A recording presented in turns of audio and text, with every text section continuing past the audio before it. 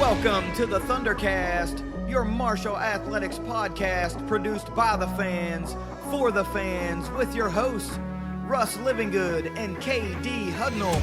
We're bringing you the thundering word on the thundering herd each and every week, so keep it right here.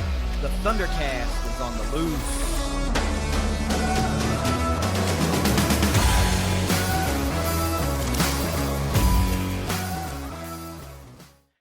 Thanks for downloading another episode of the ThunderCast. Follow us on Twitter at ThunderCast_pod. And of course, over on Facebook as well. Give us a like. And if you don't mind, and if you're watching these video podcasts, take a second and do us a couple things. Subscribe to the channel.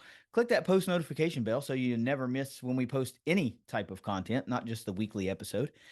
And share the links with your buddies and fellow herd fans so we can continue to grow the show and get this out to more and more folks. It only helps everybody, Russ.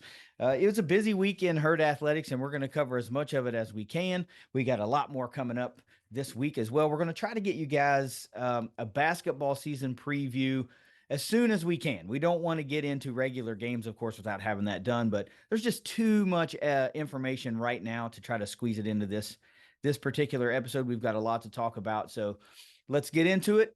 Let's get us a quick word from our sponsors at 304carwreck.com.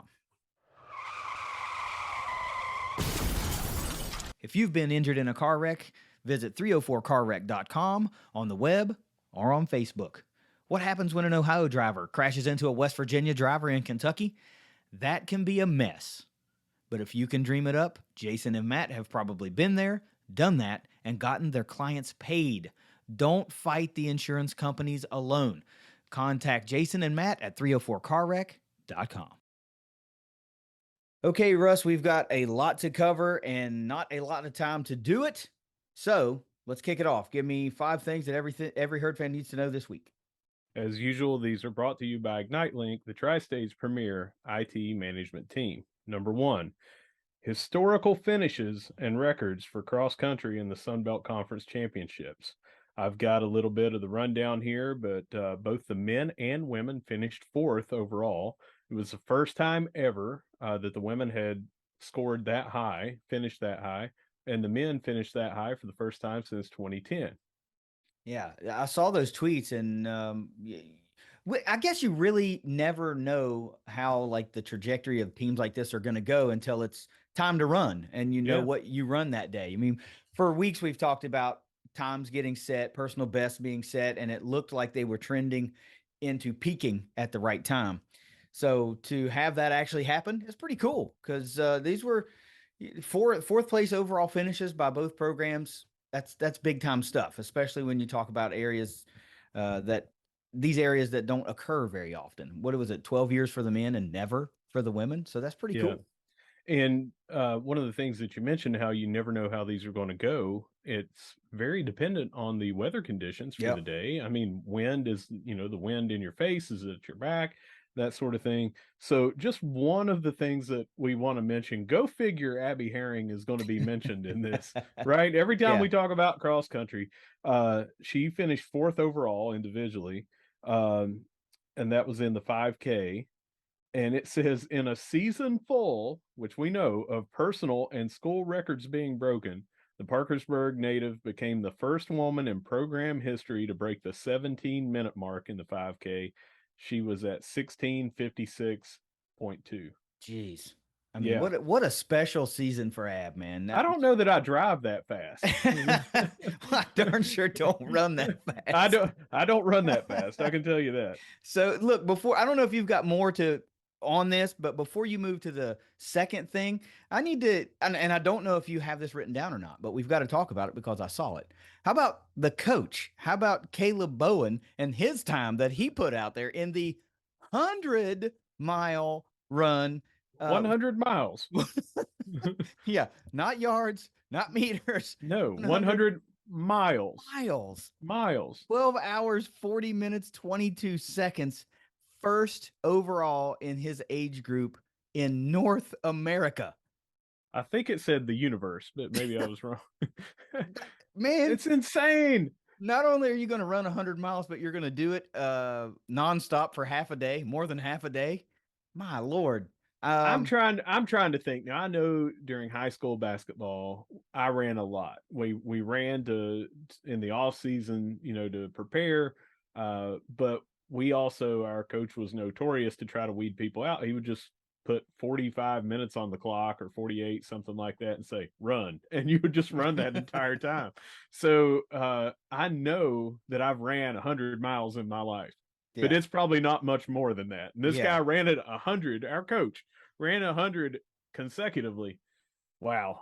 In Major one clip. props. Yeah, in one Yeah. clip. I mean, I Yeah. did the majority of my running 90 feet at a time, like most baseball players, but I can't fathom, like, that doesn't even enter into my skull, running 100 miles, like in a consecutive distance. I'm at the age, man, and the physical capacity where when I drive 100 miles and I get out, like I'm like, with my back and trying to stretch my hamstrings out and everything's tight and hurting and everything. This dude ran Yeah. 100 miles. Yeah. That's But amazing. but no, I'm not moving on. I just wanted to say that senior Sydney Smith got third, uh, or solidified the third spot for the herd, I guess, in that specific event, the 5K, finishing 20th with an 18 minutes 11 seconds, and that was a 20-second personal record. And there's just many more people here that got in the top five, and they set personal records. And again, it's just overall badass what these people did going down there, men and women, setting personal records, all-time historic finishes. Major props to our cross country. Yeah. I guess all the results will be listed on Herd Zone. So if you're They are. interested in seeing just how well this program did as a whole, I recommend that you go find that article, click that link, and check it out. But this is neat. This is one of those neat things, man. It's nice to have sports and programs that we haven't really celebrated that much, to give an opportunity to see them rise, and we get Yeah. an opportunity to throw some shine on them for not just this week. It's been all year long. I mean, and even a little bit into last year, if you'll remember when we did the track and field, like the championships. Yeah. We had some really high performers then, and now it's bleeding over into the cross country season, and it's just cool, man. This is just And, cool. and before we move on, in that article as well, it will tell you about who got all conference. Abby got it for the third time, that sort of thing. So major accolades. Go there, read it up on it. You'll be proud of our herd athletes. Yeah, definitely. Number two, women's soccer makes the conference championships. Now, it was looking sketchy there. They had a rough patch early to mid season. They ended up, I don't want to say squeaking in, but they did have to wait to see who won, who lost on the last day. And they made it. And we're recording here early on Monday, but they play late tonight at 5 p.m. They face App State. So anyone wants to watch that on ESPN Plus, they're in the conference championships. It's our first real team sport, I guess you would say, that I can recall in the Sun Belt that's finishing their season. So give them a watch and cheer them on. Yeah, unfortunately, by the time this episode goes up, gets edited and posted, it's that game's probably going to have already happened. Yeah. So we're just hoping that we get to talk about maybe the next game, because we're going to try to do it. I don't know how this tournament format works. Like, you play consecutive days. As long as you win, you play the next day. I don't know how this works. I haven't looked at the bracket or whatever. But it's unfortunate. We're going to try to do another episode later in the week if we can find the time to do something for basketball. If not, it'll be maybe next week. But if we get to do that and they're still playing, we'll talk about it. But unfortunately, they may just fall in the gap between postings of episodes, and this whole tournament gets played without us being able to, properly prepare folks for that. But good luck anyway. Good luck Yeah. nonetheless. Definitely going to be cheering them on like we cheer on all of our herd teams. Yeah. Number three, bit of a downer. Chuck McGill is finishing up his career at Marshall. His last day will be next week, November the 9th. Yeah, that's a bummer, man, because Chuck's one in a billion. He wore a lot of hats for the herd, and he did. He was instrumental in so many things, game day operations and just media and behind the Yeah. scenes type of stuff that I don't think too many people will fully understand, or they realize what his role encompassed, you know. Yeah. And it was massive. So Hmm. filling those shoes, as I tweeted, is going to be a near impossibility. Um, not just from a professional standpoint, but he has real love for Marshall and Yeah. Huntington, and that's not something that you just go hire. You know, you Yeah. kind of have that. So, from a professional standpoint, you may go out and find a candidate that can fill the role professionally, but it's that herd family mentality, that thing that we all seem to have, that's kind of ingrained in the fabric of what is us. That Kelly Green, that's the thread that's in us already, that Chuck also had, and that's the probably the hardest part to replace. And I would be remiss if I didn't say he's just been absolutely great to us and what we've been trying to do with this show. And you know, he's been quite helpful in providing you know, just advice and information, and we're gonna miss him from that standpoint, but he's our friend. I mean, Yeah. you know, Chuck and I we played little league together, man. I mean, we go back, you know. So this is really not. I don't even want to call it bittersweet, because it'll be sweet for him, because I know he'll find another role that he'll love and he'll just knock it out of the park. He'll be great at it. But it's more bitter because, you know, we had this Marshall thread that kind of you know, allowed us to reconnect after a long time, you know, of apart, as we all do. We all grow apart in life, and we were able to reconnect a little bit through Marshall. And I will say this: he did say he's sticking around in Huntington, which is He great. is. I Yeah. hope he does. But I will say this: the porches also are awesome to sit on down in Florida. So if you find yourself needing to come south, I got a couple of big universities around if you want to stay in the college game. But you know, you know what I mean. The porches are still fun down here. There's still refreshments to be had and stories to be told. But if I've got to fly to Huntington to make those happen again, then I'll do Now I've got a bone to pick with you, sir, because there is not a porch better than mine, that. and you are talking to the porch sitting world champion. That's right. Okay, so um, anyway, we'll move on because I don't want my ire to be raised any higher. Yeah. But I guess the last thing you got to say is we're also losing one of the coolest nicknames that we've created here by a total autocorrect accident. So Chuck Chill, we miss you, when we wish you the best. Yeah, huge loss for Marshall. You said it earlier. So many people just do not understand all that he did. I mean, this was not like a lot of people were under the misconception that he just wrote an article on Herd Zone, Yeah. and they're like, well, we haven't even heard him. You know, he's not been writing much. Well, that's because he was doing so many other things. You know, he wasn't just writing on Herd Zone. They did not hire him away to write an article every now and then. This dude was the entire communications department and several people underneath him to get that stuff out. Like you said, he's been instrumental in quite a few things, and he's going to be missed, and it will be tough to fill those shoes. Sure will. Moving on to number four, swimming and diving junior Paige Banton competed in the 2022 FINA World Cup this weekend. I was able to look up the results. She was in the 50, 100, and 200-meter breaststroke and the 100-meter individual medley. Her highest finish, I believe, was in the 100-meter breaststroke. But she did well in representing the herd. Did not finish in the top eight or of any of those events. Didn't finish obviously high enough to medal or whatever. But just getting and performing in those is something to be proud of. Yeah. And also when I was looking at the heats, I don't know how they grouped them or if it was random, but the heat she was in, she finished like maybe seventh out of eight. But the like two heats before that, she would have beat that entire in the same field, would have Mm-hmm. beat that entire group by 2 full seconds. Mm-hmm. So um I don't know how that went. You know, I wasn't there. They didn't explain anything. I just saw how it was.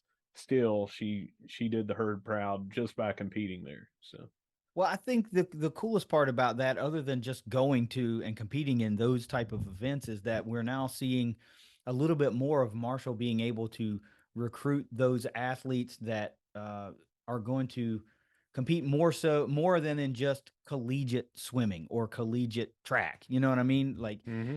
you want to be able to. I mean, how cool would it to be able to say, Marshall sends athletes to the Olympics all the time, right? Because that's Mm-hmm. the ultimate goal for most of these disciplines and most of these sports is you want to be an Olympian. I mean, I'm sure there are some sort of professional ranks in swimming, but by and large, I would think that you make your name most well known in the Olympic Games and those type of things. So to be able to recruit those type of athletes that are edging toward that caliber is just cool, man. That's what you like to see. I mean, I don't want to take anything away from any other program that we have because most folks, let's be honest, they're paying attention to football, basketball, and maybe a couple of other sports, right? And if we can put a spotlight on things like this, then maybe it makes folks pay attention to those sports a little bit more. Like, oh man, I had no idea we had, swimmers that could compete at this level, or we had, distance runners that could compete at this level. So that's part of what we do is letting people know, hey, we've got athletes everywhere around the athletic department. You know, listen to what's going on outside of Joan C. Edwards Stadium or the Cam Henderson Center because there's some cool news to be learned there. Number 5 is men's soccer, and they are all but guaranteed to be back in the top 5 in the national rankings when they come out tomorrow. Now they play later after those rankings will come out tomorrow night, but when those rankings come out, the number 4 team lost, so they should leapfrog them. And I believe 6 and 7 both lost, so we should be moving back up. Unless something crazy happens in the rankings, we should be top 5. But the news that I want to talk about as well is that Marshall in their game tomorrow controls their own destiny as far as conference championships goes. They are guaranteed to be in it already. However, if you finish with the top 2, you host and you get a bye, it's very favorable to be in those top 2 positions. So let's talk briefly about what they have to do because every Herd fan definitely needs to know this. Mm-hmm. If they win, they're in, meaning that not in the conference, they just no one will be able to pass them to be in the top 2. Kentucky has the top seed pretty much sewed up. They do play, but if we even tied them, we would lose the. I think we would lose the tiebreaker because they would be ranked higher than us. Is how Mm-hmm. it is. All right, so if we draw, we would tie WVU, who is second right now, because they have already finished their games. They are higher above us because they have no more games to play. However, we hold the tiebreaker over them, so we would get in at the number 2 seed. Georgia State, if they lose, or if we lose, we need them to lose. If we draw, they can only draw. We would still be a point ahead of them. If they win and we don't win, they're going to jump us. They play Old Dominion. So if Old Dominion beats them, they can jump us if we lose. So we really, really need to win. If we draw, we still have a chance, but we need basically those 2 teams to draw, or we need probably we need Georgia State to lose would be favorable. But if again we really really need to win, and so that makes tomorrow's game a must see only for the bye aspect. Yeah, winning you're in, just right. Go ahead and take Yeah, care of your business. Marshall's fully capable of going out and beating anybody on this slate. We've seen that they've beaten top teams already. They are a top team, and you know that those guys all know what's at stake, and they all know the scenarios and how they play out. So this looks like a let's go handle our business and not worry about what anybody else needs to do type scenario. And that's what I would expect from Chris Grassy and this group of fellas to go out and just try to handle their business in short fashion. And, Marshall's well known for being a very attacking offensive team. And I think if you put on a barrage like that, it's oftentimes just too hard to overcome. mm-hmm. So if you get a good game from Simla and this Marshall offense just stays on the attack, you got to like their chances. How could you not like their chances? They're just too Mm-hmm. dang on good most of the time. And So we'll discuss that game and who they play and what time, that sort of thing, when we okay, take it around the herd later. Cool. But that wraps up our 5 things. And as always, brought to you by Ignite Link. Well, a ho hum. I don't mean that in a bad way. 5 things. We're dealing with a big loss, not on the field, but in the athletic administration department. A couple of excellent bits of news with our performers on the our runners and our coach. Jeez, is he still? No, he finished about a week ago. It's only 12-hour run. Of course, he was done a long time ago.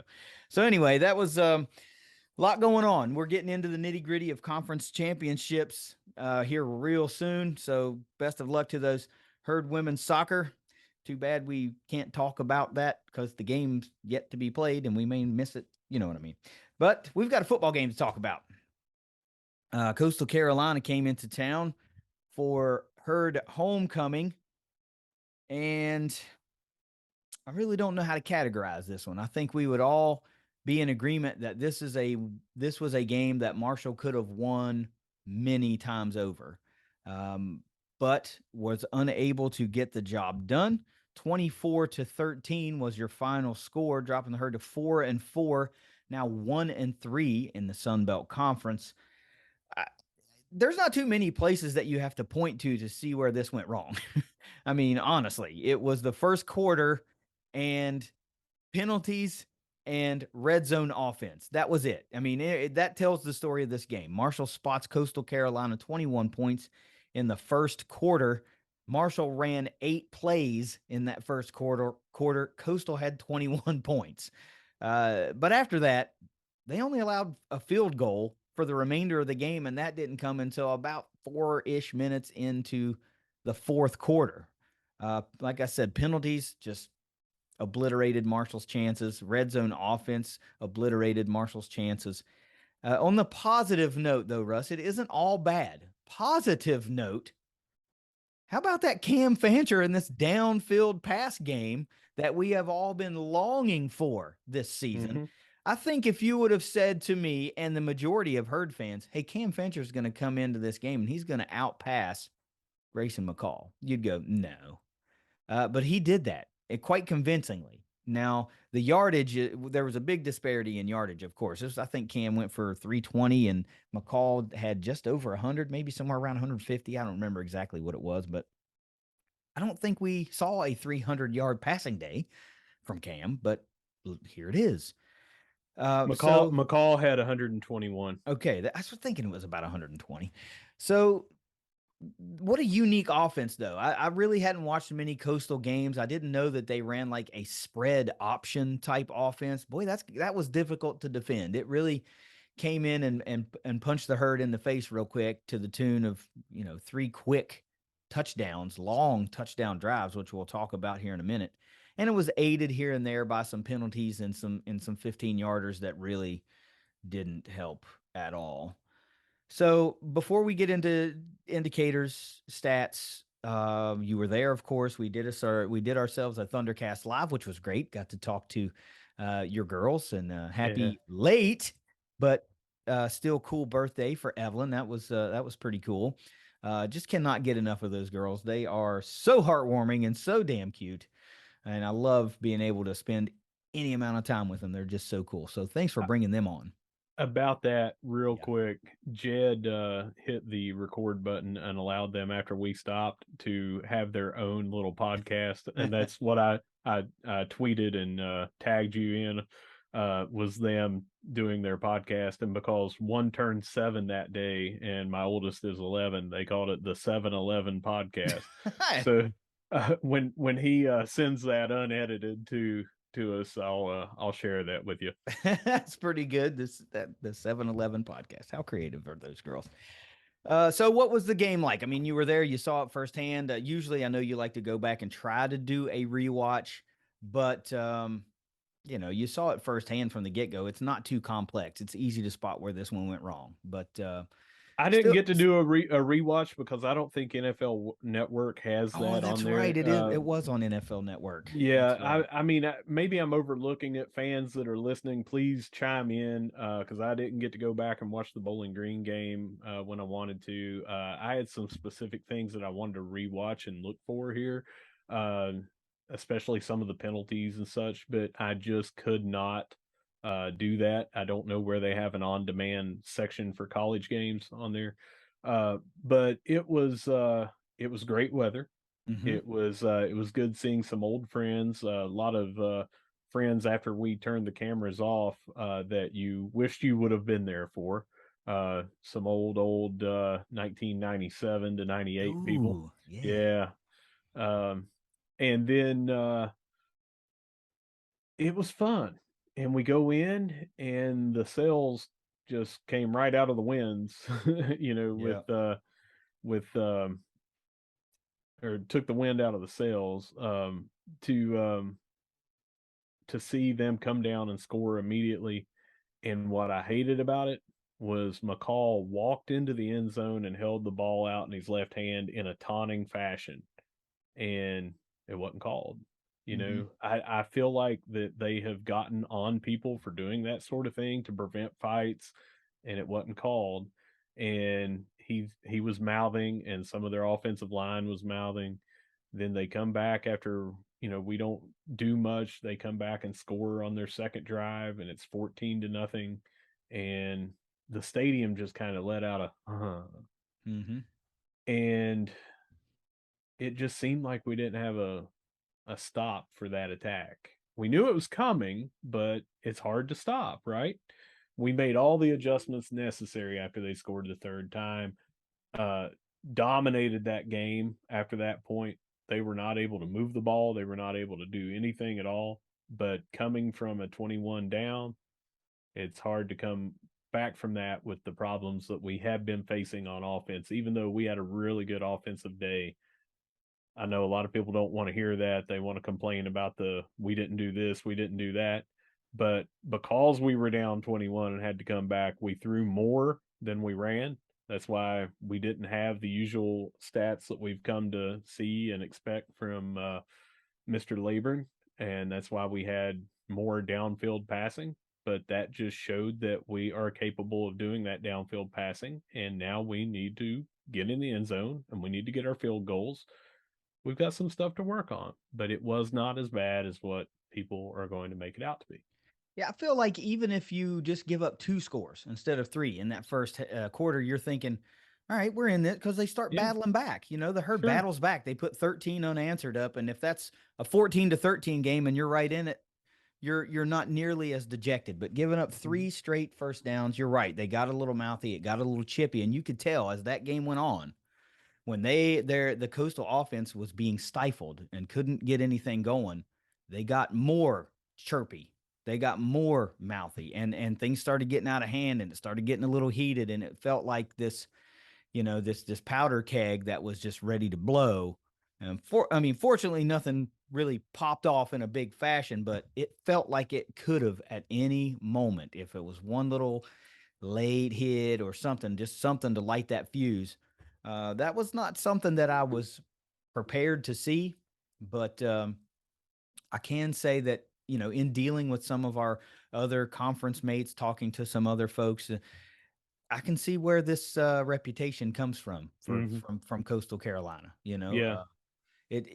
They're earning it, and but they're winning the game. They're winning a lot of games, and sometimes that comes along with it. You win games, you're a little cocky. The confidence cocky line gets really thin, and you could go in either direction. So they earned their reputation, and you know, if given the opportunity to pay back the favors at some point in the future and put a lot of points up and put a lot of yards, I would think that Marshall would tend to do that just because of that attitude and those type of plays. Now we fought back a little bit too. We had some ticky tack stuff. It was like first defensive play, we get a late hit out of bounds and that type of thing. So it was just one Well, of those weird games, I think.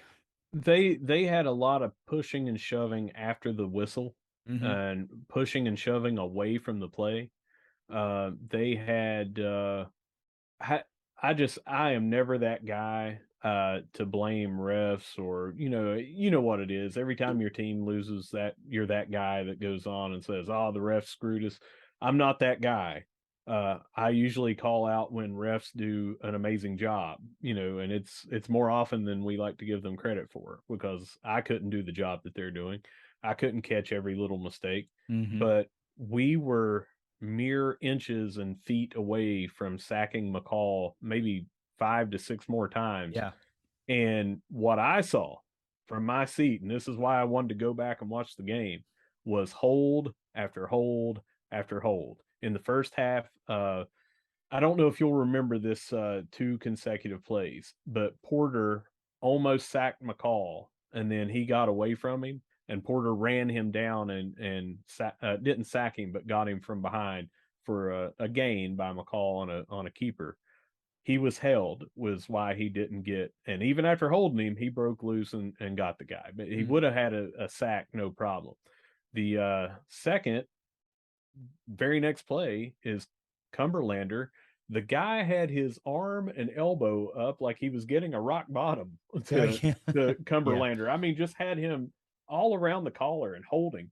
And Cumberlander still got the sack because from the other side, Porter was just pressuring that much that he had nowhere to go. And that's before the half when it was 3rd and 31, I think, 3rd and 30, something like that. It was because of those 2 plays back to back.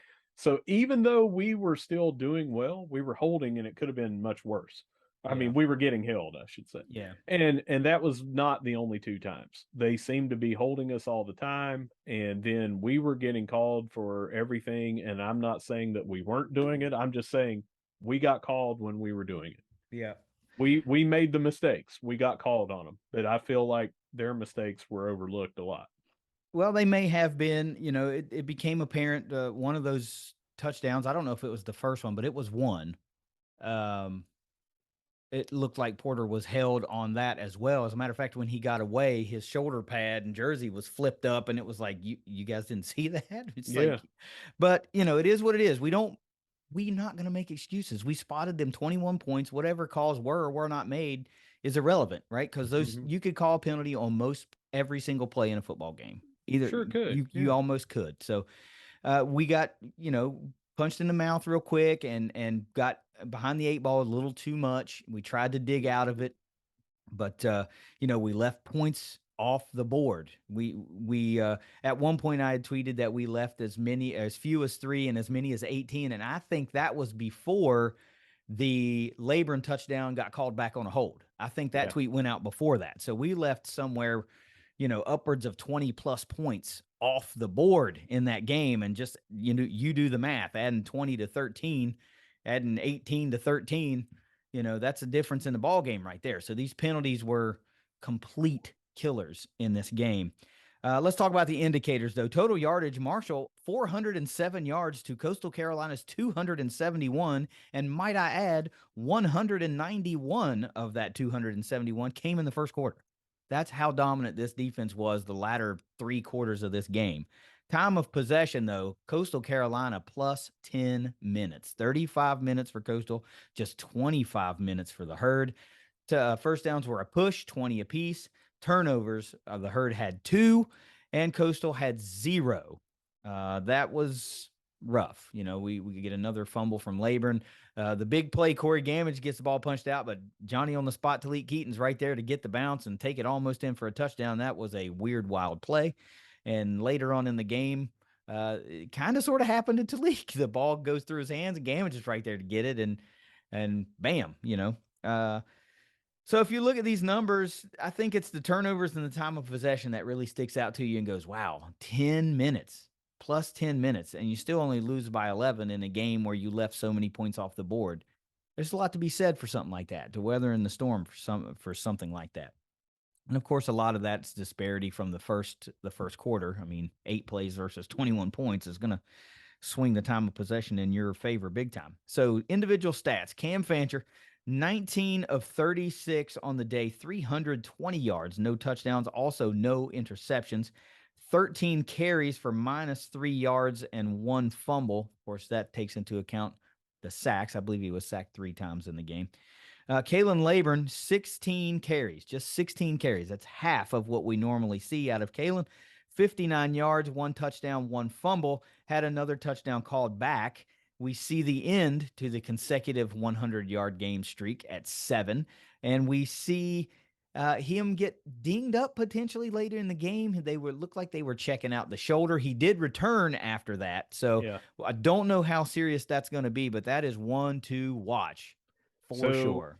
so I didn't know this going into this, and I think, and I need to go back. I like to attribute everything, to who I got it from, but I think Luke Creasy had tweeted that he actually wears a shoulder brace He for does. every game, and it was that shoulder. And I don't know if you saw when he was coming off, but the shoulder, the arm was like straight down. He wasn't holding it up. He wasn't holding it like this. It was straight down in one of those. Did it get a stinger? Did it get actually knocked out of socket? That sort of thing. And he did come back in, but he had to sit out. Uh, I mean, I think it was an entire series that he sat out. Um, of course, Ethan Payne came in, and he did very well in the Yeah, times that he was in. But definitely something that you want to watch for. But I think that he had the shoulder that's already maybe a little dinged up. Uh, Probably got popped, got a stinger, that sort of thing. I don't know if you can blame that for the fumble, but good possibility. I don't think so. I think it was more of it was torn out. The ball was torn out, just ripped away from him.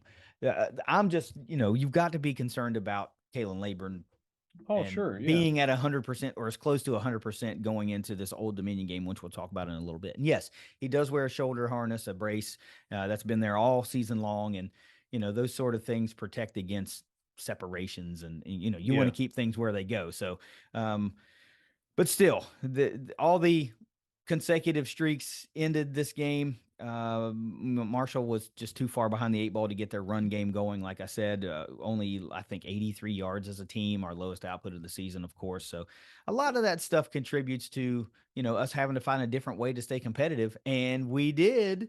It's just we weren't able to get those points on the board. Let's talk about a huge bust out performance. Corey Gamage, 8 catches for 187 yards. Of course, he did have a fumble, did not have a touchdown, but we did recover that fumble, so it was inconsequential. So consecutive 100-yard games for Corey Gamage now. Talik Keaton, a pretty decent day, 3 catches for 52 yards. We saw Talik go down with an injury as well. I hope that he is ultimately okay. He was just starting to find his groove the past couple of games with this new downfield passing emerging for the herd. But it didn't look good and it didn't sound good. So I hope he is okay. Um, I don't know what to say about that. I don't want to speculate too much, but it just didn't look good. So as a herd offensive unit, they did only go 4 of 15 on third down, 3 total fumbles, 2 of which were lost, several costly penalties that either led to a turnover or took a touchdown off of the board. And the one thing that I have to say, I can see it both ways, but questionable call on a 4th and 3 when you're only down 11 points on the Coastal 19. You elect to go for it and you get stopped. A field goal brings that to an 8-point game and a 1-score affair. Now you're still down 11 with the clock dwindling away. Very questionable call. I can see it both ways. Defensively, we can talk about that a little more maybe when we get into the coaching grade. Okay. Defensively, Eli Neal, 14 total tackles. Great day. 7 of those solo, half a tackle for loss and a pass defended. Micah Abraham, Emmanuel Bush, both with 6 total tackles. Abraham with 2 and 2 solo and a pass defended. Bush with 1 solo, 1 tackle for loss, and a quarterback hurry. Impact plays were minimal. Only the 2 sacks that we talked about earlier, half a sack by Owen Porter and 1.5 by Kobe Cumberlander. No other turnovers to be noted. Several 15-yard penalties aided in Coastal Carolina extending drives and or working closer to the end zone. And the last note that I have on the defense is we saw Isaiah Norman go down with an injury as well. So we hope that he is ultimately okay, but that didn't look pretty either. So I hope that he is okay. We wish him a speedy recovery. Hopefully it was just one of those wild things. And hey, we find him back on the sideline this week. But positive vibes to Talik and Isaiah Norman and Laburn if he's dinged up a little bit, and everybody else that's out there giving it all you got and coming up short. We know it sucks, but we're still here. We're still here with you. Special teams, Reese Verhoff, 2 of 3 on field goals. He did have one blocked and an extra 1 of 1 on extra points. John McConnell, 5 punts for a 38.4-yard average, along with 52, landing 2 inside the 20. Russ, do you want to revisit your keys to victory in this one? Yeah. All right. So I had, let me get back here to them. I had that we needed to disrupt McCall and force errors. We had 9 QB hurries on him and 2 sacks. As I mentioned, the holding, I feel like we could have gotten at a very minimum 1 more sack, but at least 2 on times that we were hurrying him, but we were held and they didn't call it. We disrupted him. He threw for 121 yards. The big thing is we didn't do it. We didn't force the errors. Mm-hmm. He was throwing out of bounds or missing short or throwing intentionally long so no one could intercept it.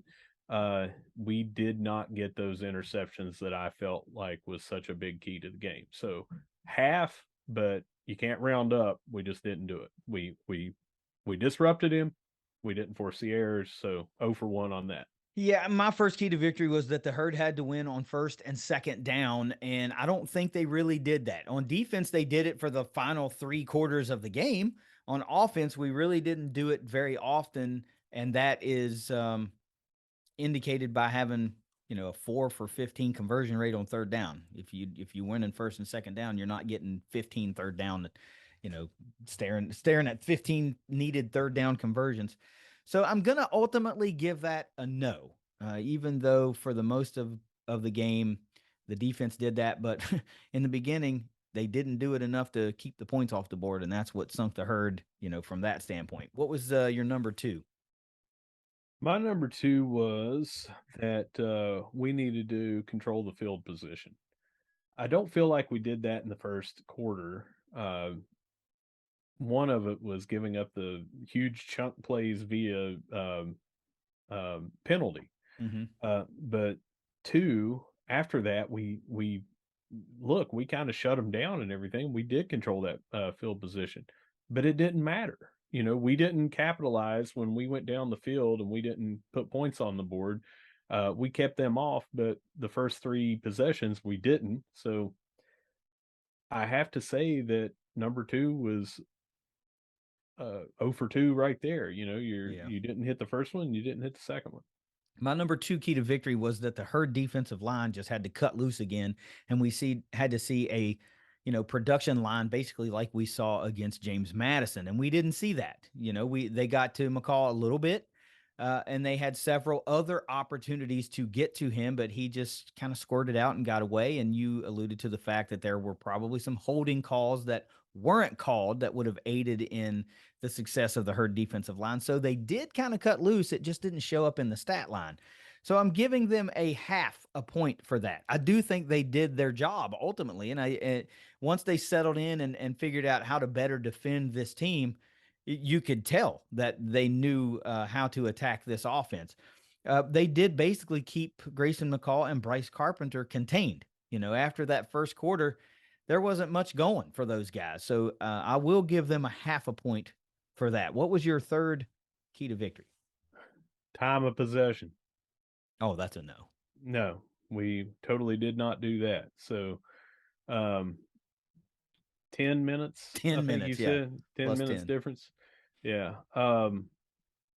We just were not, we talked about tempo going into this and everything. And I would love to see how many plays by the time of possession. I don't have that in front of me right now to see if they played faster. It seemed like Coastal did not play any faster than they normally did.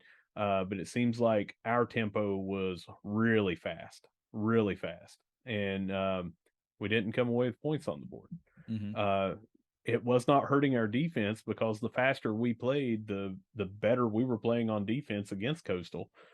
Maybe because their tempo was so slow, it gave us plenty of time to catch in between snaps. But time of possession, no. So that's 0 for 3 on my keys to victory. Yeah, and that's fair. I bet if you go back and actually did the math on the final three quarters, it's probably going to be a 50-50 split of time of possession. That first quarter Yeah. just blew it all out of the water. My number three key to victory was Laban must have continued to eat, and he didn't. We weren't afforded the luxury of allowing him enough carries. It's been very much the game for him in this whole season is he nickel and dimes you until he finally catches some daylight and busts a long run and then busts a second long run. So we weren't able to get through that nickel and dime part of the game in order for him to get to bust out a big long one. Only 16 carries versus what we're normally seeing 30 or in the neighborhood of 30, sometimes over 30. So 56 yards and a touchdown and a fumble with a possible dinged shoulder. No, that was not what the recipe called for, unfortunately. What was your final key to victory for the herd? I only had those three. Oh, that's right. Okay, I had a fourth, and I said that the herd had to work the intermediate routes, and by golly, they did that, Yeah. and it worked great.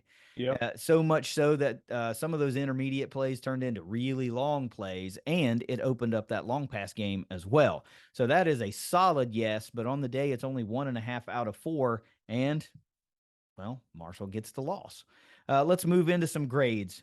What do you got for Cam Fancher making his second consecutive start and going over 3 bills in this game?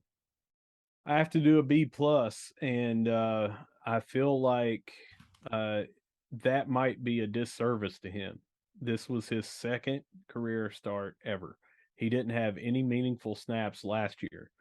So what he did at James Madison and here is really I mean, he's played this year in every game. I'm not trying to downplay what he's done up to this point, but basically he came in and was given the starting nod last week against a recently ranked number 25 team on the road, and he did what we needed to do to win. He improved dramatically uh, this week. I really don't see anything major that he did wrong, except for he's still trying to dial in. And again, let's remember this is not just his second start ever. He is a freshman. Mm-hmm. How many freshmen across the country are firing on all cylinders? They can't be that many.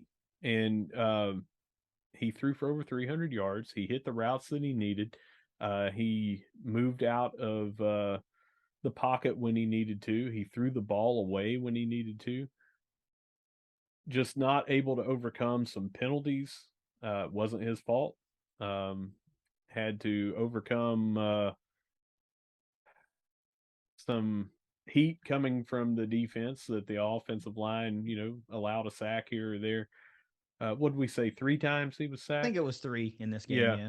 So overall, maybe he deserves better than what I gave him, but I think a B plus is really good, and he has allowed us to have the downfield passing that we've been asking for. So great game by him. I have to comment uh, based on a lot of the things that I kept seeing during the game. You're at the game, you're not following the social media feed. I am. And it seems like we just got far too many fans that are living snap by snap. And Yeah. they're like, get him out of here. He's not the Yeah. answer. Man, what do you I can't get behind that. These same folks would have booed Chad off the field as a freshman or booed Byron off the field as a new starter. It's like, Well, let me you, tell you. Let me tell you what it reminded me of. And I am not comparing these two quarterbacks to say that they are, but do you remember after all world, all universe Chad went to the NFL and we had Byron there. mhm. And we lost a couple of the first handful of games that he played. And he would be getting sacked and he didn't throw the ball away. And there were people, and now granted, they were in the student section who may have had a little bit of liquid confusion going on. But they were hollering, "Get him out of here!" And would they be saying that about Byron at the end of his career? Of course No. not. Now, I'm not saying Cam Fancher's the next Byron. Let's not mince words. I'm not saying that. He has a lot of opportunity to grow into the next Cam Fancher, and he's got a good arm. He's got the ability to run when he needs to. Um, right now, it seems to be those finesse or accuracy issues, and that's going to come with more reps with the first team. It's going to come with more experience in the games. there's nothing really that you can say about that game is that we needed to get Cam Fancher out. Do we want to go back to throwing 6 passes behind the line of scrimmage and screen pass after screen pass because we're not comfortable throwing the ball downfield? I do not. No. Because I remember what these same fans were saying there. And I feel like because the season is not where they wanted to be after Notre Dame victory, that their expectations went up, and that now it's every little thing if we're not having the game of our lives, because a lot of these same people were complaining during the JMU game, which we won on the road, by the way, Yeah. in pretty convincing fashion. It's just unfair, man. Like when does the kid get to develop? When does he Nope. get to find his feet? When does he get to, work on his craft? There's no substitute for live speed game action other than live speed game action. And Right. you're limited to that on Saturday, right? You get 3 hours of it during Saturday, and half of that time you're standing on the sideline watching your defense play. So at some point, you're going to have to take your lumps in order to be, an efficient, effective quarterback long term. You think, every upperclassman, junior, senior that's a highly productive quarterback just came in as a freshman and was just gangbusters right out of the gate? No. Most likely not. Yeah. But even just the production that we saw versus James Madison and versus Coastal Carolina is vastly different. Cam has half as many yards against James Madison and 2 interceptions, and he comes into this game and throws for over 300 yards, no interceptions. He has a fumble late, but that's not really his fault.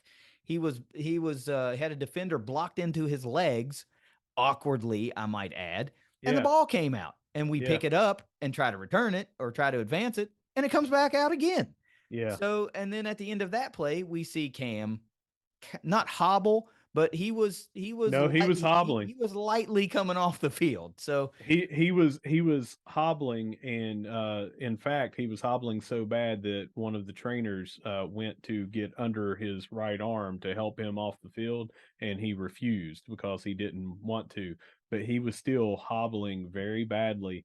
I was almost expecting him not to be able to come back into the game. yeah, He did come back in, and it was a very bad hit, and it was to the knee or lower, and it lower. was, yeah, it It it was was it almost was like bad. getting rolled up on, and I can't Yeah, believe that wasn't some sort of, I mean, if that were an NFL play, that would have been a flag, yeah. because they just Well, don't like people rolling around the quarterback's legs. They don't like that that. that that just goes to some of the other things that I was talking about. I mean, they missed block in the back on either a punt or a kick. I think it was a punt, where we had the guy way back near the end zone, and our guy got blocked in the back. They didn't call that. It was holds, blocks in back, and shoving, and I was just like, man, there's so many different 15-yard penalties here that they have just not called. That's why I was a little upset about it, and I'm never that guy, like I said. So here's where I think I am with it. All Okay, right. if Cam Fancher is our quarterback, he's my guy. Yeah. If Henry Colombi's our quarterback, he's my guy. If Cade Cunningham's in the game and he's my quarterback, he's my guy, right? Because that's the quarterback for my team. Okay, I don't feel the need to pick a favorite or that's my guy. This guy to be playing. I feel like whoever's behind center, under center, that's my guy, right?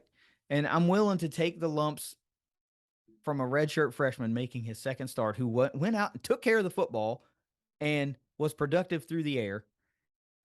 I'm willing to take those lumps because a year from now, when this team is better built, like from a roster standpoint, to compete more so in the Sun Belt and how the Sun Belt plays football, I'm willing to take those lumps now. I think we'll be better for that next year. Yeah. Now I'm not. Am I happy being 4-4? Of course not. Of course not. Right. But I'm not. Oh, we're not 0-8. And Yeah. I tweeted this at the end of I sat through 2016. Didn't you? It was horrible. Mhm. I Yeah. sat through 2007. Didn't you? It was horrible. Yeah. But still we Yeah. sat and still we were hopeful and still we watched and we moaned and complained, like I said, but still we were there. Right? You can't just expect to win every single game. I mean, you can, but you're going to let yourself down. It just doesn't work that way. So we live in a different world now. Marshall's just not going to go out and recruit far better than their conference mates. This isn't, the FCS where Marshall had a far superior team playing FCS opponents, and then they move up to a severely watered down, terrible MAC conference, and they have superior players and they just run roughshod through everybody, right? Ever since Marshall's been in the Conference USA, that's gone away. Like way back in 2005, that it's not been that way. Yeah. So you have to understand it's just incredibly hard to compete. I mean, look at App State's been dominating ever since they moved up, and now they're seeing losses. That's not new. That's a new thing for them too. James This Madison's conference, experienced losses. That's a new thing for them too. this conference, and it's not just the East. Going into this, we thought the East was going to be a gauntlet and it was going to be a bear, but the West is doing the same thing. Yeah. This conference is playing very good football. We're not seeing blowouts. Mm-mm. Marshall has not been blown out. Marshall has not blown out others when they've beat them. And I'm talking about more than 2 touchdowns and everything. We've seen a lot of games come down to the wire or 4 to 7 points Mm-hmm. across the Sun Belt. We've seen low scoring, tough to score against these defenses type games. Um, do you think Coastal would have thought they had a good shot at not putting up more than 3 points in 3 quarters Of against course us? not. I I bet bet they would. when they had 21, they were thinking we're going to put 70 on these fools. Yeah, You yeah, know? and you've just got this across the Sun Belt. It's a very competitive league. A lot of fast, hard hitting defenses. Um, it's tough to score, and even though we have seen some high scorers it's almost like it's an anomaly, or they have to be out there slinging it 70 times to throw for 578 yards or whatever it was that Van Treese did. Yeah. uh and it has to turn into one of these let's match score for score type deals. But no, the reason, and you almost said the exact words, and I know what you're saying. I'm not saying that you're not thinking this because we're on the same page. Is Columbia is not going to be here after 4 more Yeah. games, and or a bowl game or a conference championship game or whatever might shake out the way the rest of the season does. But we're guaranteed 4 more games, and he's not going to be here after those. So I would rather stick with Cam and let him develop just in case. I mean, what's the worst that can happen? We're not talking about going from 8-0 and saying, well, let's put an experiment in here. Right. You know, uh, we've already had Columbia here, and it was apparent to me that we had some throwing down the field issues. I don't think that the coaches trusted him to do that, or he wasn't a fit for what we were trying to do that. And I feel like Cam does it better. And we're seeing this out of a freshman who is going to be making some mistakes, but there weren't any mistakes except for that fumble. And like you said, I mean, what are you going to do when your ankle and When shin is yeah, almost shattered? yeah, when you're You rolled know? up on, what are you going to do? Yeah. You're going to let Uh, the ball go to catch yourself. That's what you're going to yeah. do. It's I mean, we talked about him for a while, but I have to give him a great grade. And I mean, other than putting more points on the board, Yeah. because he didn't have a touchdown, he didn't really get to break loose any of these runs or anything. There's not much better he could have done. No, you've got to find the end zone when you're in the red zone. You have to do that. And this is an A performance. I mean, it's a B plus anyway in a loss. So if Yeah. Marshall gets the win, you're looking at an A performance. But the score is really all that matters in these games. Offensively, what do you got for the Herd? Let's kind of roll through these. We're getting long, and we still got a game to preview. What do we got for the offense? Overall, a C. I feel like the running game just couldn't get going, and we've talked enough about the passing. But the main reason that the running game couldn't get going, besides breaking long runs, is because we were down 21-0. Yeah. The only thing I'm going to add to that is the red zone offense was just terrible. Yeah, I don't know how many trips it was, 4 or 5 trips into the red zone. You come away with, one touchdown and maybe just one field goal. The other one was from like 40. So, got to be better in that area. If you're better in that area, you probably win the game. Defensively, what do you got for the Herd? man, I got to go B minus, and it's all because of the first It's quarter. fair. I mean, it was looking like a much lower grade, let me tell you. Yeah. But B minus, Yeah. For just 12 like minutes, it was an F. yeah, lights out. They run their heels too much, and I Yeah. feel like if the offense would have done more, they wouldn't have been on their heels as much in that Yeah. first quarter. First Yeah. drive aside. First drive aside.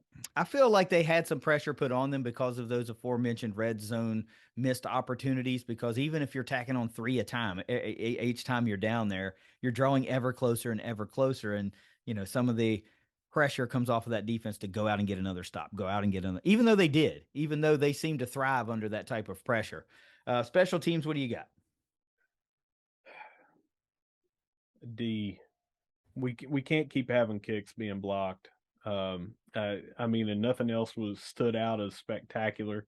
Um, I'm thinking there was maybe a penalty too on special teams. I don't know.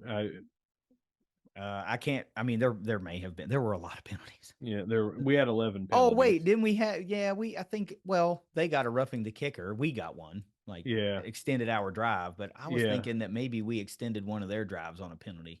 I I'm thinking that it was, but it might have been on the defense and not the. Yeah, I don't know. I don't know. Okay, coaching. What do you got? C minus. I have to say that I've seen a lot on social media about people talking about offensive play calling, that sort of thing. I don't know what more you're looking for unless you're looking for like trick play after trick play after trick play, like the end of that Boise State and Oklahoma bowl game from back in the day. But we're throwing the ball downfield with a freshman quarterback, and it's working.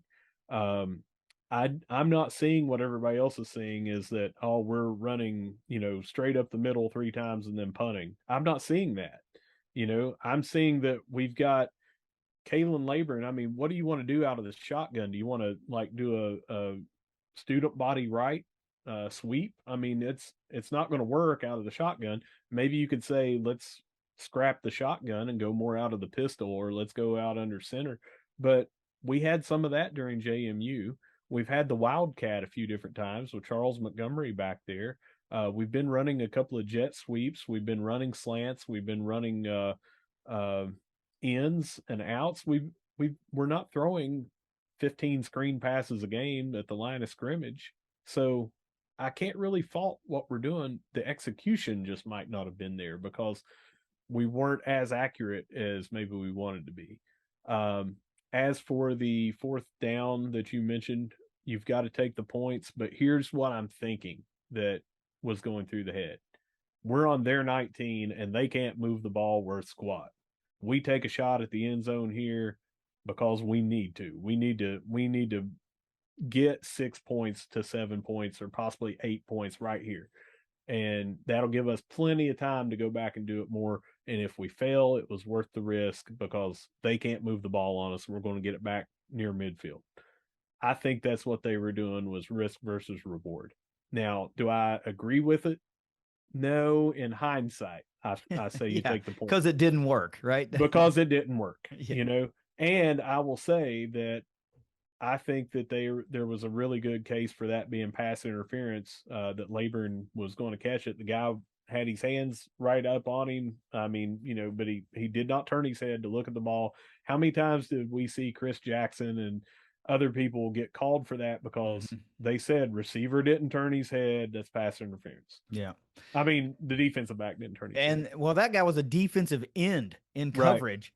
So that really magnifies the fact that you should have been looking for that because he doesn't generally drop into pass coverage. But still, on the broadcast, the announcers were like, "Oh man, what great coverage! Look at that well-timed jump. He was, looking at the eyes of Laburn, and what a great play." And I saw what you saw. You were face guarding and didn't look for the ball at all. Yeah. That's not defense. But still, that play, I get it. I said I understand both sides of it. A, you take the field goal, you cut it to 8. B, you go for it because you're thinking we might not get down this close with what's left in the game. Let's take our shot here. Yeah. And if we get it, we get it. If we don't, we don't. I think it's very much what you're saying, a risk and reward type scenario. You're playing it out. Man, can we get down here into the red zone again? We might need a 45-yard touchdown pass if we take this field goal right now. So And I get it. also we had a kick blocked Mm-hmm. earlier, and that's not our only block kick of the year. That's our second, and we've had some misses. So I'm thinking, like Go for the touchdown now. Now, it didn't work. It's easy to armchair a quarterback or armchair a coach and say, we didn't do it. We should have taken the points. But Yeah. in the heat of the moment, I mean, you've got an opportunity to get them. So that's why I thought they were going for it. Yeah, I can see it. The only other thing I'm going to say is I think it's time to scrap the double pass. Okay, we tried to run it in 2 consecutive games and it's been abysmal. But they tried to run it 2 different ways. Quick pass out to the wide receiver. This time it was to Laborn on a fake handoff type deal or a handoff type deal. It was horrible. And they've been potentially catastrophic. It's lucky that they weren't catastrophic. So just get rid of that crap, man. Just stop with the double pass. It's obviously not in our wheelhouse. It's not something that we do well. But outside of that, I find it hard to gripe about how the defensive adjustments were made once the initial scores were made. That part sucks. But after they figured it out, they figured it out. Yeah. So um, again, folks on the social media talking about, he's not the guy. This isn't the guy. We got to make a change. Let me tell you what that says. You are a season and a half into this current head coach's tenure, and you want to scrap the whole thing. What coach do you think you're going to attract to come here and coach when you say, look, we'll give you a solid year and a half? That's what you're going to get. If you don't have it fixed in a year and a half, we're going to look to make a change. Guys, this isn't Oklahoma. This isn't Texas and Alabama. It's going to take time to get your players, install your system, build your team the way it is. For those teams that Texas was bad for a decade. Yeah. With seeming unlimited resources and big hire after big hire and big recruiting class after big recruiting class, and they still couldn't get it right. And they just now are figuring it out to a degree. So as much as I want to be 11-0, 12-0 every year, as much as I want that, I realize that that's not the way this level of football is. It's just not that way. We have to build something. You're going to have to take your lumps. You're going to have to lose some games that you should probably win. You're going to have to deal with the growing pains of players. And then hopefully once you get enough of that in place, then you start to get a continual machine of developing players, and guys graduate and they transfer out, and the guys that are coming back in, they're already ready to plug into your system. But first you got to build the system, right? How many people would you say was saying we got to fire Huff on September the 10th when we beat Notre Dame? None. They were worried that he was going to get hired away. Yeah. And that's what I saw was like, well, he's gone now and we're going to lose Huff. And it wasn't like, well, he's gone. Thank goodness. Yep. They were like, hey, we've got our coach now. And I, I have to remind everybody there's this little thing that was a wrinkle, just a little tiny thing called our All-American running back who was all world last year has not played a single snap because of injury late in the off season. Yeah. It was right before, like a week to 2 weeks maybe before the season, that he got injured. And that drastically changed our offense, because you can't tell me that Columby and or Fancher would have had a worse time with Ali being in there, because everyone likes to say, well, we're not going to be doing two back sets, which we speculated we would see occasionally, not all the time, but occasionally. But it's not even about that. It's about when you take Ali out, that you put Laborn in. Yeah. And there is no rest for these defenses that we played. I feel like we at least are 10 points better per game in average having Ali on the field. He's also, as everyone may or may not remember, very good at catching the ball out of the backfield. So you don't have to worry about what are we going to do on the check downs, and I don't have anything to do. Instead of throwing it away or having to take the sack, you've got Ali right there that you can throw to. He's extremely dangerous in the open field and can take it to the house at any time. He is great at blocking. He is not one to give the ball up. And he drastically changed this offense by being out. Yeah. And if we don't have the fumble at Bowling Green, pick one of the two, we win that game. We don't have the fumble and maybe a couple of allowing them to go down the field on missed tackles or chunk yardage. We win at Troy, who is a very good team, by the way. Bowling Green looks a whole lot better since those first 2 games that they played this year where they weren't good. Since then, they've been a pretty good team. And again, it was just 1 quarter against them, the same as 1 quarter Mm-hmm. against Coastal Carolina, who's a very good team. We are not too far away from being a 6-2 team, possibly even a 7-1 team. And especially if you have Ali, things are going to look a lot different.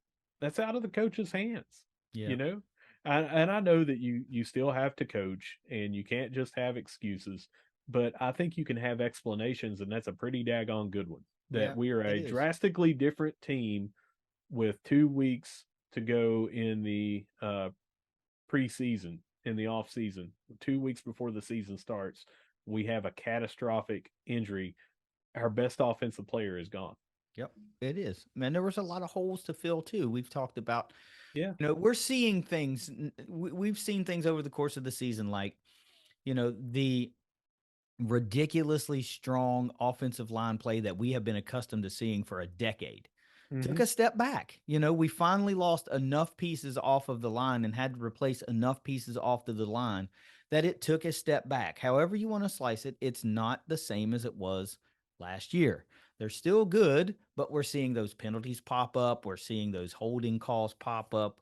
We're seeing these things that are, the double whammy. It's not just a holding call in the yardage. It's we hit the end zone on that hold call. And now that's coming off the board, and Marshall's Mm-hmm. just not built to overcome that play too many times. We're just not there right now. Okay, look, this this episode is going to run a little long, so I think I mentioned we're going to preview a game, but I think we'll just push that till later in the week since the game's not till Saturday anyway.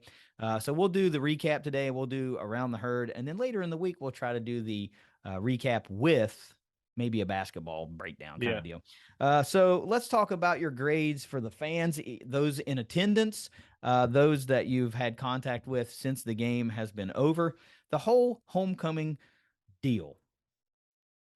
Well, I have to say at the start of the game, I was a little disappointed with only having near 25,000, but you're looking at 25 out of 30. That's not that bad.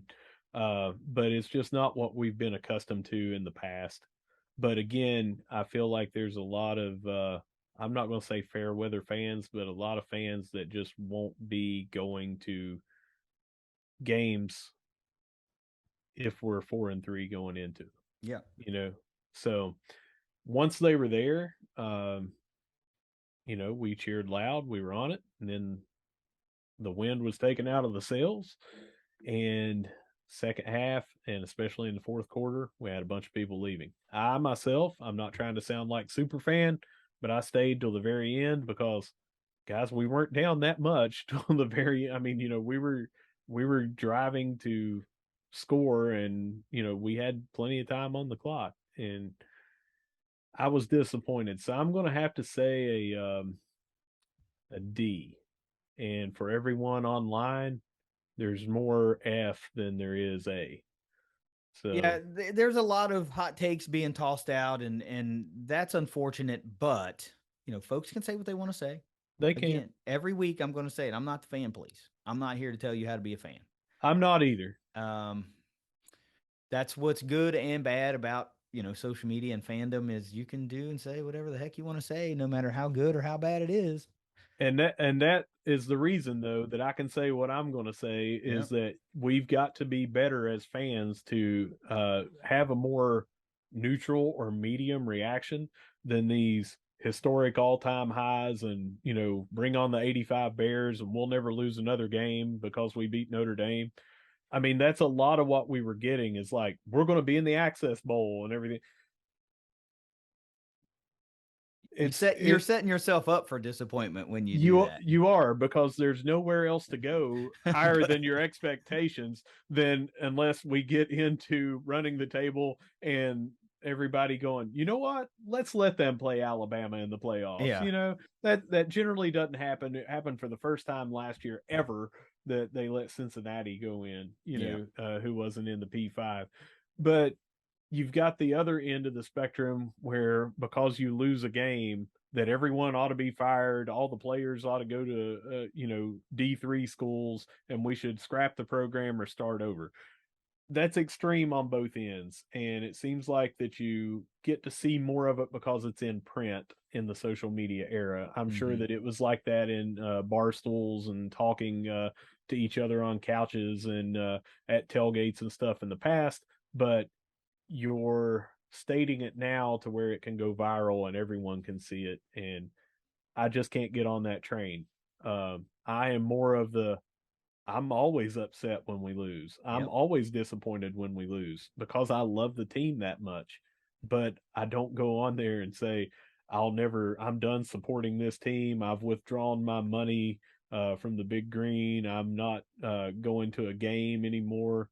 I just can't get behind that. Yeah, I'm And with you. and because they have the right to say that, I also have the right to say you need to do better. And if anybody wants to at me, it's at Russ Livinggood, RUSLIVINGOOD. I am the last person on the continent that will care. I promise you. Say whatever you want. Just be prepared for me not to take it. Yeah. I I just I don't know, man. I just find it to be so much more rewarding to just be a fan that enjoys the herd. You know, Yeah, I used to let it ruin my week, man. I did. I used to let it. I didn't know you wouldn't want to be around me. You know, when we would lose, I just carried it with me, and then I was like, man, what the hell am I doing this for? Like it's a football game. Like I love this team, but I'm not gonna let it ruin my week. I'm not even gonna yeah. let it ruin my day. You know, like I'll be angry about it because I thought we let one slip away for a little while after the game, and then I'm like, it's cool, man. You know, we got You another game to look You forward to. know, what I did after the game, and it was like by the time I had to get a good friend and coworker of mine to help me load the coolers, you know how heavy those things are, Yeah, and my other equipment into the truck and everything. It took forever to even, drive from where I had to park and all that because the kids came to the game with my wife and everything.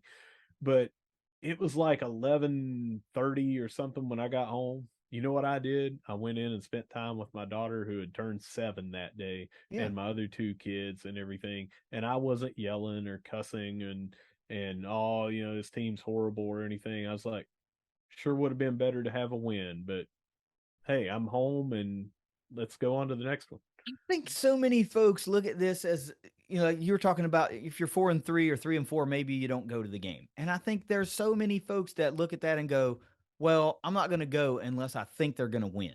Yeah. And I'm like, well, that doesn't really play into my decision. I go because it's game day and I want to go. I want to go to Yeah. Joan C. Edwards Stadium. I want to see the Kelly green and white. I want to see all the pageantry that goes along with a herd game day, the energy and the all of it. Like that's what I like. That's why I go. And I get to cheer for my team. I get to watch those guys run out of the tunnel and into the smoke. I get to cheer for touchdowns and big hits and turnovers and all that stuff. I get to hear "We Are" Marshall in the crowd and all that kind of stuff. And it almost gets to a point to where at the final score is just what like that's the end. Either we won or we didn't. And a win, me looking at the schedule going, I don't think we're going to win that game. I'm not going to go.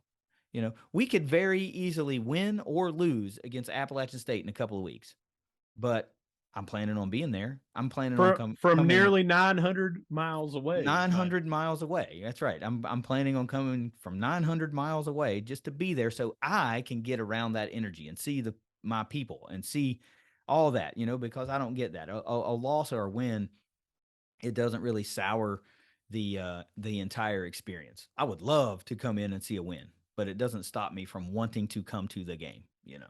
Final thing I'll say about the fans is my theory is for a lot of them, not for every fan, and it's certainly not for me because I don't do this. But there are a lot of fans that trash talk other teams' fans when they win Mhm. because they feel that the team is an extension of them as their identity. And while I feel like this team is an extension of my identity, I don't go down to JMU and get on their board and blast their fans and say we beat you because that doesn't elevate me. I don't do that because I would get nothing out of that. But a lot of people do. They enjoy that trash talk, and I'm not saying that that's horrible. Okay, I'm not downing that. That's just not my deal, right?